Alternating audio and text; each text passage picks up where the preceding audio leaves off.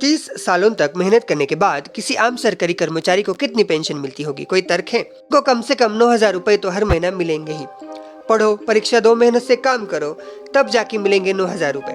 लेकिन आपको ये करने की अब जरूरत नहीं, क्योंकि आप बस एक दिन ऑफिस ज्वाइन करके भी इससे 4 गुना पेंशन पा सकते हैं। जी हाँ, बिहार में एक एमएलए को इससे 4 गुना पेंशन मिलता है, सिर्फ एक दिन ऑफिस ज्वाइन करने पर भी। आइए जानते हैं कि किस राज्य में एमएलए और एमपी को कितनी पेंशन दी जाती है, क्यों पेंशन दी जाती है और क्या इतनी पेंशन देना सही है। डीप विदिन में आपका स्वागत है। मेरा नाम है प्रतीक और बात करेंगे एकदम सटीक। एमपी मतलब मेंबर ऑफ पार्लियामेंट यानी कि सांसद। ये आपको लोकसभा और राज्यसभा में यस नो करते मिल जाएंगे। एमएलए का मतलब होता है मेंबर ऑफ लेजिस्लेटिव असेंबली यानी कि विधानसभा सदस्य। ये राज्य की विधानसभा में पाए जाते हैं। इन सब को हम जैसे आम लोग चुनकर खास बनाते हैं, लेकिन खास बनने पर इनको मिलने वाली सुविधाएं और भी खास होती है।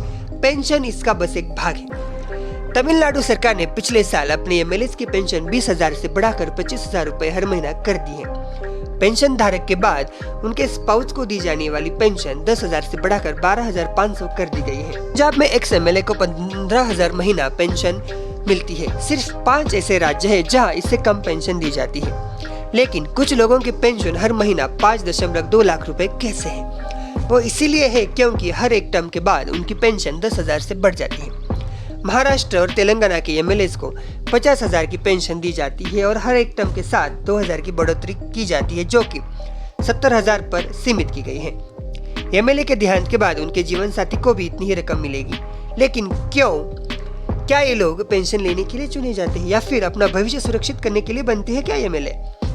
बिहार में एमएलए को 35,000 की राशि न्यूनतम पेंशन के रूप में मिलती है।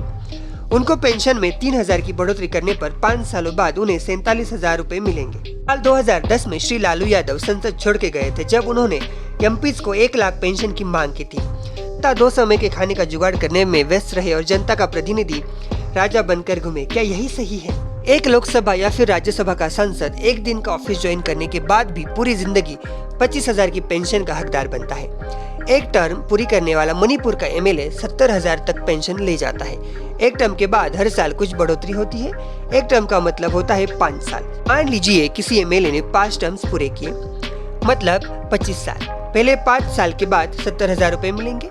उसके हर साल बाद 4,000 रुपए बढ़ोतरी मिलेगी, यानी कि 80,000 मिलेंगे बाकी के 20 साल के लिए। यानी कि उस एमएलए को 1.5 लाख महीना पेंशन मिलती रहेगी। गुजरात ही एक ऐसा राज्य है जो किसी भी तरह की पेंशन अपने एक्स एमएलए को नहीं देता है। आप इस चार्ट में किस राज्य के एमएलए को कितनी पेंशन दी जाती है देख सकते हैं। भारत में कुल मिलाकर 45,000 एमपीज और एमएलए हैं। अगर इनमें से आधे भी अभी पेंशन ले रहे हैं तो 73 करोड़ महीना सिर्फ पेंशन पर ही खर्च हो रहा है।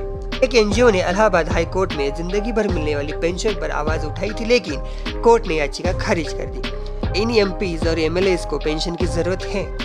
2014 लोकसभा प्रतिनिधि की सालाना आय 30 लाख से भी ज्यादा थी और 20% ने अपना व्यवसाय बिजनेस बताया था। इन एमपीज और एमएलए के लिए हर जगह सीट्स आरक्षित होती हैं। क्या ये लोग आपके साथ स्टेट ट्रांसपोर्ट में ट्रैवल करते हैं? क्या ये अपने बच्चों को सरकारी स्कूलों में डालते हैं? क्या ये सरकारी अस्पतालों का इस्तेमाल करते हैं? तो फिर सरकारी पेंशन क्यों? अभी हाल ही में अग्निपथ योजना लॉन्च करते वक्त सरकार ने कहा था कि सुरक्षा बजट का ज्यादातर पैसा पेंशन पर खर्च हो जाता है। वही पैसा कुछ हद तक बचाने के लिए सरकार ने अग्निपथ योजना बनाई है। जो पैसा बचेगा उसका इस्तेमाल सरकार सेना के आधुनिकीकरण पर खर्च करेगी। सरकार जवानों की पेंशन का तो सोच रही है और वही दूसरी ओर सरकार अपनी एमएलए और एमपीज को पेंशन देती रहती है।